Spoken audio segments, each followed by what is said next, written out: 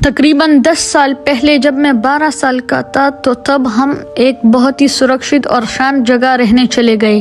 لگ بھگ ایک سپتاہ بعد مجھے احساس ہوا کہ ہر رویوار کو ایک آئس کریم ٹرک آتا ہے، لیکن آئس کریم لینے میری موم میرے ساتھ نہیں آتی تھی کیونکہ میں اتنا بھی چھوٹا نہیں تھا کہ یہ کام نہ کر سکوں۔ جب میں پہلے اپنے پرانے گھر میں رہتا تھا تو میرا فیوریٹ آئس کریم کا فلیور چیلی چاکلیٹ تھا، اسی لیے میں اس فلیور کو تب سے کھا رہا ہوں جب میں 3 سال کا تھا۔ میں ہر بار اسی فلیور کی آئس کریم کو خریدتا تھا۔ لگ بھگ 5 مہینے کے بعد مجھے احساس ہونا شروع ہوا کہ میری فیوریٹ آئس کریم کا ٹیسٹ کچھ ایسا لگنے لگا تھا مانو اس میں کچھ عجیب ہے، لیکن مجھے اس سے کوئی پرابلم نہیں تھی۔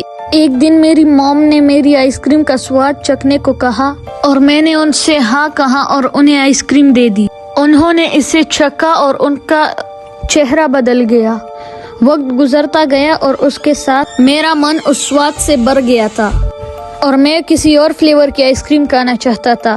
میں بیمار اور تھکا ہوا محسوس کرنے لگا۔ میں نے اس کے لیے اپنی نیند کی کمی کو ذمہ دار ٹھہرایا۔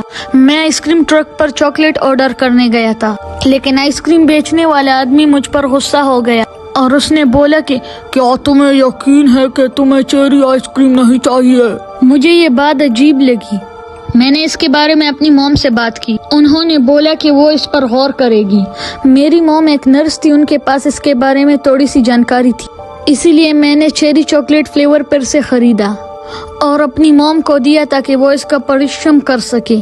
اور جب وہ پریشم کرنے کے بعد واپس آئی تو ہمیں پتہ چلا کہ وہ واستو میں مجھے نشیلا پتاؤ دے رہا تھا، جس سے میں بیمار پڑ جاتا تھا اور تکا محسوس کر رہا تھا۔